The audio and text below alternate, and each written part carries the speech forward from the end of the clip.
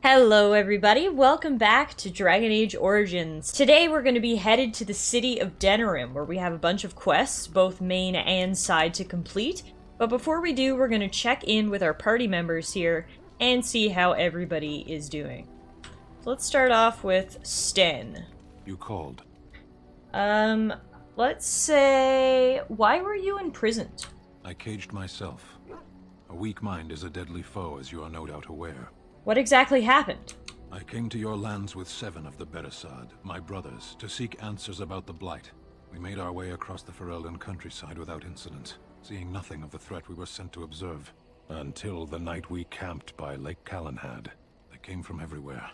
The earth beneath our feet, the air above us. Our own shadows harbored the Darkspawn. I saw the last of the creatures cut down, too late.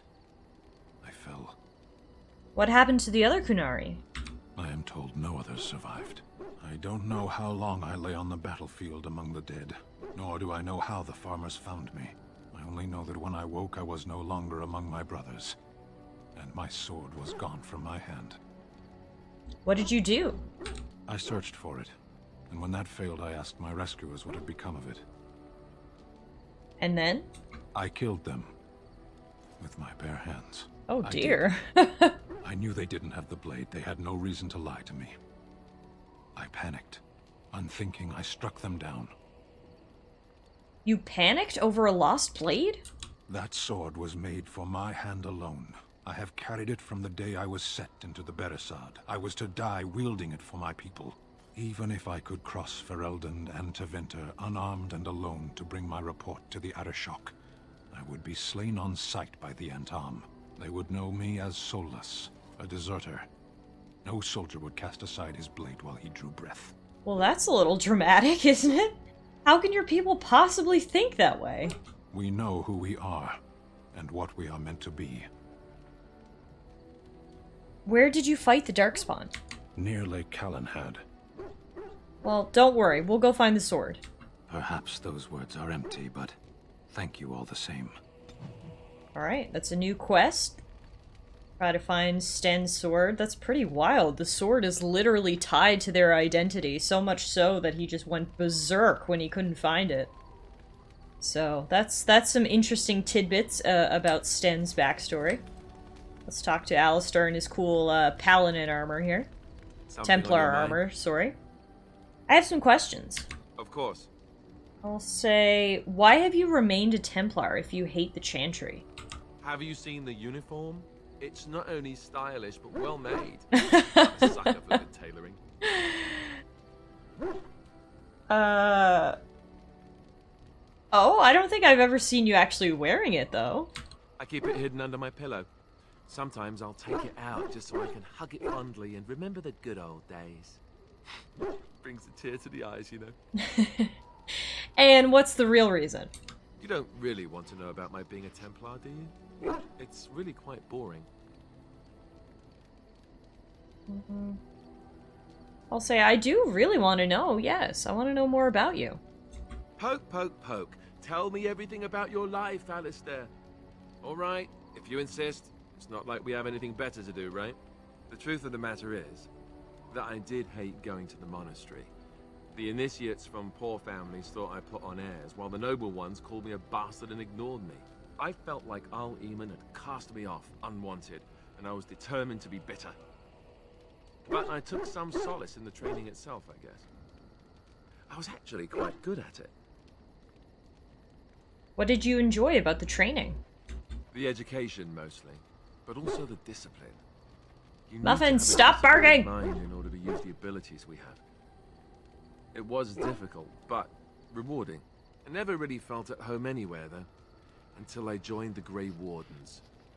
And Duncan felt my Templar abilities might be useful for when we encountered Darkspawn magic, so I kept it up. What about you? Do you have anywhere you consider home? I mean, the alienage in Denerim is where my family is. You must miss them a great deal. Duncan and the Grey Wardens are the closest I ever got to that kind of family. We won't always be traveling like this, you know. Once the war is over, once the Blight is... well, a time will come when we'll have to think about having a real home again. Although that seems like a far ways off. And I suppose the Grey Wardens are gone for good. Either way. They can be rebuilt. I suppose you're right. We can create new Grey Wardens, but we'll never get back those we lost. I wonder if it would ever feel the same. Anyhow, now I've sidetracked us. We'd better get back to what we're supposed to be doing right now. Alright. Muffins' barking may have interrupted some of that conversation, but it was good all the same. What is going on? Do you not like your cone? Low, menacing growl towards Sten. An angry snarl back. A vicious growl. A loud, terrifying roar. What is all this racket? I seek to understand the dog. We fight alongside each other, and I must discover the strength of his heart. Carry on then. You are a true warrior, and worthy of respect. Wow, those are the kindest words Sten's ever said to anybody, Muffin. You should be proud. Alright, let's chat with Zevron, our newest member of the group. I'm sure he has lots of interesting stories to share with us. Here I am. Care to answer some questions? Oh, this should be good. Go ahead. I'll say, tell me a little bit about Antiva. Oh, you wish to know about Antiva, do you? The only way to truly appreciate it would be to go there. It is a warm place, not cold and harsh like this Ferelden. In Antiva it rains often, but the flowers are always in bloom. Or so the saying goes. You don't like Ferelden? It is fine enough with its dogs and its mud. The people are spirited. Dogs and I mud. can't tell the The difference main between attractions of assassin and a Ferelden. mere killer. I hail from the glorious Antiva city, home to the royal palace. It is a glittering gem amidst the sand, my Antiva city. Do you come from someplace comparable? I'm from Denerim. And it's a fine enough city, I suppose? Though it rather looks like someone spilled all the houses on top of a mountain and called it home, no? You know what is most odd? We speak of my homeland, and for all its wine and its dark-haired beauties and the lilo flutes of the minstrels, I miss the leather the most. Now that is odd. I mean the smell. For years, I lived in a tiny apartment near Antiva City's leather-making district, in a building where the crows stored their youngest recruits, packed in like crates. I grew accustomed to the stench, even though the humans complained of it constantly. To this day, the smell of fresh leather is what reminds me most of home more than anything else. I'll say, you sound like you've been away from home forever. Oh, not so long, I know. It is my first time away from Antiva, however, and the thought of never returning makes me think of it constantly. Before I left, I was Interesting. tempted He to had never spend left what his little country coin I before this possessed mission. on leather boots I spotted in the store window. Finest Antivan leather. Perfect craftsmanship. Ah, but I was a fool to leave them. I thought, Zevron, you can buy them when you return as a reward for a job well done. More the fool I, no? Moral of the story here is always live in the moment. I'll say, your home is still there, Zevron. True, and it's a comforting thought. One simply never knows what is to come next. How could I have suspected I would end up defeated by a handsome Grey Warden? A man who then spares my life? I could not. Handsome? Perhaps that was a poor choice of words. True, though it is. Do you object? Not at all. I was just unexpected. And glad I am to hear it. Now, if it is all the same to you, I would prefer not to speak more of Antiva. It makes me wistful and hungry for a proper meal. I think Zevron was like low-key hitting on me, but it's not weird because it's a same-sex relationship. That's not what's weird at all. That's totally fine. What's weird is that we look very similar. Like, you can't tell right now because my helmet is on, but we look too much alike, I think, for me to ever sort of consider a relationship with him. It would be like, I don't know, sleeping with my brother or something. Have you encountered many abominations, apart from the ones in the Circle Tower? Well, we met Connor. Ah, yes, Connor, of course. The first time I saw an abomination, my blood turned to ice. It was months before the nightmares stopped. It was the knowledge that I could easily become one of them that frightened me the most. I'll say, you're a great mage. You would never become an abomination. Every mage is vulnerable, no matter how accomplished or powerful. That is the first thing we learn. But I feel like you're And pure of heart, overconfidence can so lead that's to even recklessness. more of a bonus. One slip. All it takes is one slip, and everything you are is simply gone. Replaced by madness. And there is no turning back. Or at least that's what they say. I just want to apologize in advance, everybody. There is some extremely noisy construction work going on outside my office right now, and I am doing my best to reduce the noise, but hopefully it comes out alright on the other end. If you hear any weird noises, just blame the construction people. I'll say to Win, you have doubts? Of late, I have begun to wonder if there is any way an abomination can be cured. Or if a mage could be so possessed and still retain their sanity, their humanity. I'll say... Why do you care so much about this anyway? Because every mage lives with this threat. It is constantly on our minds. Do not trouble yourself, though. This is only an old lady giving voice to her musings. I mean, I like listening to your musings, Win. We kind of cured an abomination when we cured Connor. Right? I mean, we kicked the demon out of his body, so I know that's not curing in a strict sense, but we did restore Connor to his human self, so I think there's hope, Win, if that's what you're thinking about. Let's talk to our girl, Liliana. Something I can help with? I'd like to talk to you about something. Yes? What's on your mind? Why did you decide to come to Ferelden? My mother was from Denerim, and I consider myself a Ferelden. Mother served an Orlesian noblewoman who lived here when Orlais ruled. When Orlais was defeated and the common folk began to resent the presence of any Orlesian, the lady returned to Orlais. She took my mother with her. I was born in Orlais and did not set foot in Ferelden till much later. Mother was always telling me stories of her homeland. I think she missed it. What happened to your mother? Mother died when I was very young. Lady Cecily let me stay with her. I had no one else. She was quite old then, and she had me study music and dance to entertain her. It is unfair that I have more memories of Cecily than my mother. You were young, it's understandable. Strangely, the only thing I really remember of Mother was her scent. She kept dried flowers in her closet amongst her clothes. Small white Ferelden wildflowers with a sweet fragrance. Mother called them Andrastis Grace. They were very rare in Orlais. But enough about that. Let us move on. It's still nice to hear a little bit about your childhood, short and sweet as that conversation may have been. We got one more person to check in with before we go, and that is our girl Morgan, who is all the way over here, far away from her companions. I await your command. I love this armor on her. It really suits her, I think. Let's say... So life in the wilds must have been very lonely. At times, perhaps. A world full of people and buildings and things was all very foreign to me.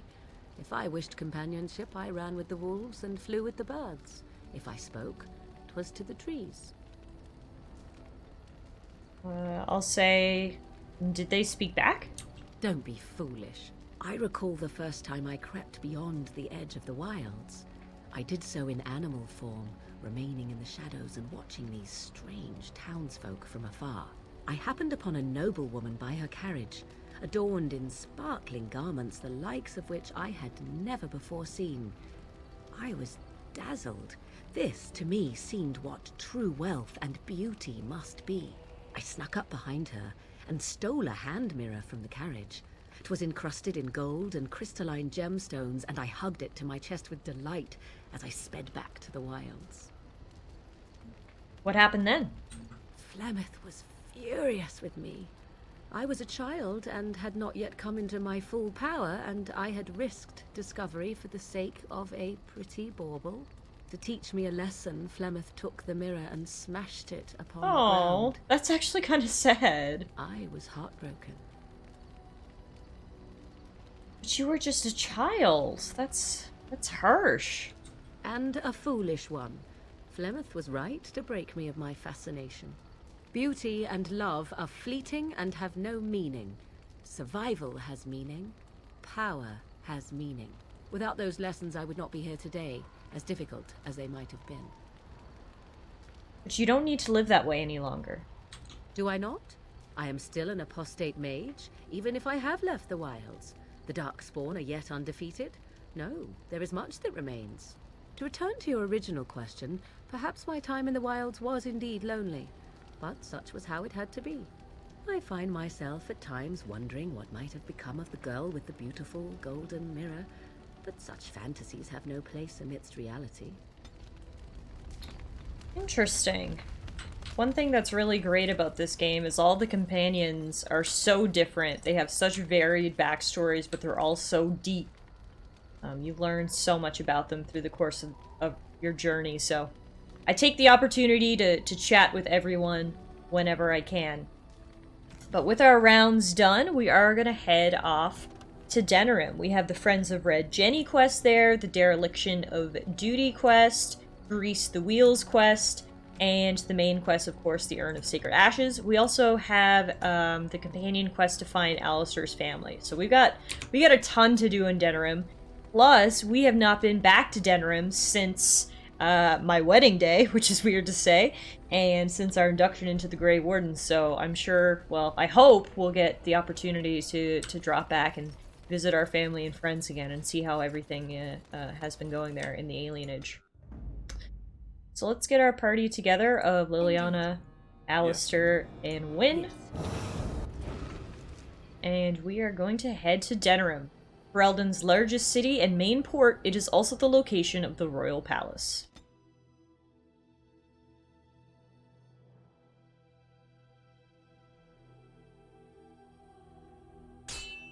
Oh, and we've been ambushed along the road. Classic. Classic. What do we have here? Ah, Darkspawn. Yes, yes. Makes sense.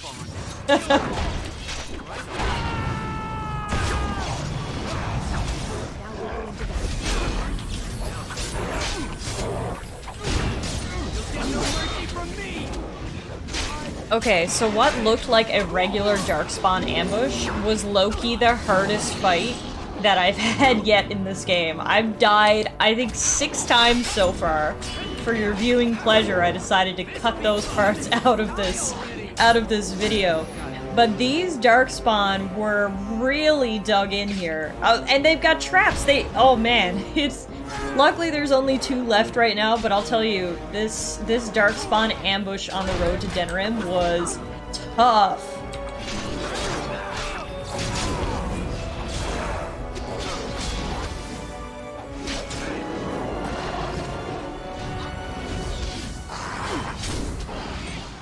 Phew! I never thought I'd beat that. That was very difficult. They had the high ground up here, plus then they had the foot soldiers, plus they had a Darkspawn leader who was super strong and hit like a tank. So that was actually challenging. That put my tactics strategies to the test there, but we managed to do it, and we're gonna save to make sure we don't lose that. We'll loot these bodies, and then we'll continue on to Denerim. Oh, Wynne? Oh my god! Are you okay? I fell. Are you alright? For a moment there, I thought it was all over. The fight is over, if that's what you mean. No, I thought I was. I will explain everything when we are back at camp. Now is not the time. I am very worried. Okay. Jeez Louise, Wynne. Okay. Well, for now, we will continue on to Denerim. Hopefully no more surprises on the road await us. Phew! And we made it to the Denerim Market District. Been a minute since we were last here. Obviously, we were in the alienage the last time we were here, but we did make a quick trip to that Lord's Castle, so this sort of scenery does look familiar to us. So we'll just, Alistair, take a look what's around. this? It's a sock? It's a filthy sock. How did it find its way to my bedroll? Ew! Maybe it likes you. Socks are sneaky like that. Anyway, it's not mine. It has your name stitched on it. Oh, part of Templar training back at the Chantry, the men were always getting their socks mixed up. Anyway, sorry about that. I'll take it from you right now. One of my socks is feeling a little damp anyway. A change would be nice. You're going to put it on? It's filthy. And dry. We're not exactly traveling in the lap of luxury here. What hideous habits you've picked up. Oh, I love the banter. So good. Good day. Good day to you. Hello, you seem to have an exclamation point over your head. What's going on? Hello there, Warden. I'm a friend. I've heard you're putting up the good fight against Loghain and Howe, right? Good for you. Make a spit on all those arrogant noble bastards. I've also heard you have certain skills. Skills of the street, you might say. No judgments here, mate. I want to help you. Who are you? The name is Slim Cauldry, and if you've heard of me, I've been doing a sad job of it, haven't I? I hear a great many things, and for those who view certain pesky laws as mere nuisances, there's some ripe fruit to be plucked out there. I can point the way. All I ask is for a little slice for myself. And what will you do with your cut? My share goes to a good cause. The poor. My family. I've got 15 cousins. 15! 15! Can you imagine? That's My what I'm uncle must saying. walk around with a permanent bulge. It's disturbing. Ew! Okay, let's just move past that and say, tell me more. Well, one of my mates noticed your skills. Nice piece of work, that. Uncommon caliber, if you don't mind me saying. But I need to know what else you can do. Ever done bump and grabs? Do much blending in shadows? Different opportunities for different folk, you know. Stealth I have covered, but I don't pick pockets. More of a second story man, eh? So was I back in the day. The thrill of the hunt. Dodging guards, in and out, no one the wiser. Ah, the good life. Now that we have that settled, just ask away. One point. I don't like blood much. Call me old-fashioned, but the Maker says thou shalt not strangle, decapitate or whatnot unless the other fella really had it coming, eh? That's I exactly realise what the Maker sometimes you do says, what you hey, have word for to, word. But restrained, right? So, what are you interested in? I don't know, like, in my past days, maybe I would have taken up on some of these opportunities to make some coin, but as a warden, I feel like I can't, you know, I have a higher calling than that, a reputation to maintain. I don't think we can go along with any of these jobs. I don't feel right about it, so I'll just say I'll see you later. Right you are. Goodbye. What do we have over here? A chantry? To serve man and never to all men. The one who repents, who has faith unshaken by the darkness of the world, and roasts not, nor gloats over the misfortunes of the weak, but takes delight in the Maker's law and creations. Boasts. It's boasts, sister, not roasts. She shall know the peace of the Maker's benediction. The light shall lead her safely through the paths of this world and into the next. Peace, sister, peace. She shall know the peace of the Maker's benediction. The veil holds no uncertainty. You'll get it right. for her, Keep and trying. She will know no fear of death, for the Maker shall be her bacon and her shield, her foundation and her... There's no veal in the chant. You're doing this on purpose, aren't you? I'll say... I liked her version of the chant better. Made me hungry for lunch, though. Me too. I wonder why nobody ever taught me her version of the chant when I was a Templar. Oh. Hello, dear. Can we help you? What she means is, in Andraste's name, be welcome. Stop correcting me. What would Andraste This do? training is going That's well. what you should be concerned with, I say. Andraste was no brass budget. What are you doing? Praying for the good people of Denerim who've lost loved ones at Ostagar. It's usual to recite a stanza from Transfigurations when you pray for the departed. It's usual to recite the stanza correctly. Burn! I said. I don't remember the chant having any passages about bacon. I would definitely remember if it did. Andraste, deliver us. If her grace were to hear this. I wouldn't mess up the words if you wouldn't keep interrupting me. Grand Cleric Elomena understands the importance of concentration, you know. Her grace, may the Maker bless her heart, lost her hearing 20 years ago. If she doesn't catch your blasphemous mistakes, it's because she didn't hear them. Okay, I'm just gonna get out of here. See you ladies later. It is almost mealtime, isn't it? Blessings of the Maker and of Andraste, his bride, upon you. Thanks. We did get a new Codex Entry about the Chant of Light redemption. I think this is the actual text that it is supposed to say. Okay, let's go check the Chantry board here. Get us some side quests. We've got Back Alley Justice. Eliminate the criminals preying on innocent folk in Denerim's back alleys. Missing in Action. Finding someone named Rexel.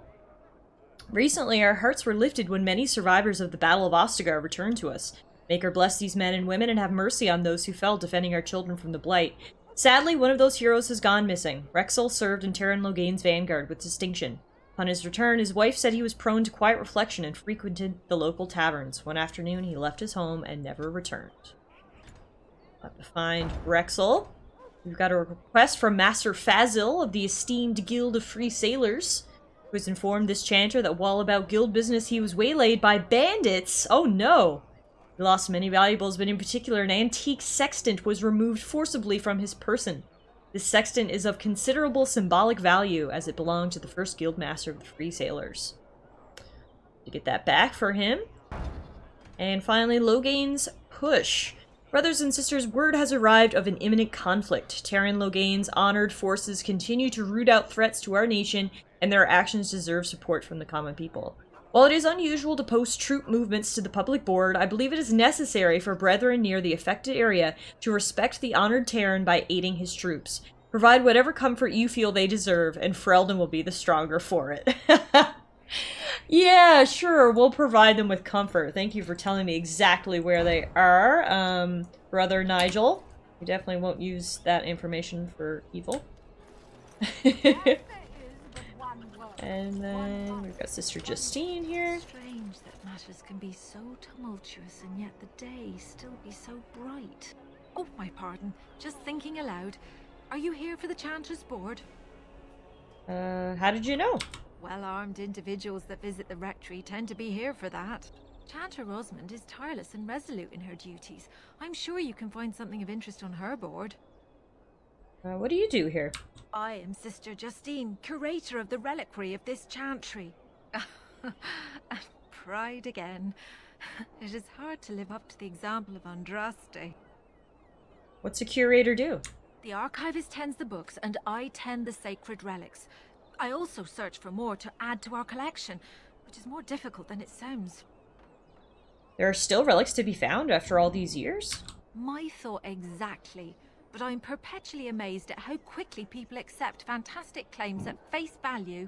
A hawker on the street will claim to have an actual finger bone of Andraste. In this city alone, you could make the skeleton of 10 prophets from fingers alone. Curators often accept them as genuine. I worry about the authenticity of even our most holy artifacts. How difficult is it to verify a relic? When I was a curator of a much smaller chantry in Orlais, I thought that false relics slipped through because of laziness. But the life of the cloth is never an easy one, and that explanation always seemed hollow to me. Now I believe it's the seduction of the divine. We all want a personal connection to the Maker. We want to believe that what we hold in our hands is the actual sandal that slipped from Andraste's foot before the fires consumed her. Faith is of the heart, not of the head. When the heart is ungoverned by reason, charlatans have powerful tools to deceive. Balancing faith and reason is difficult, though.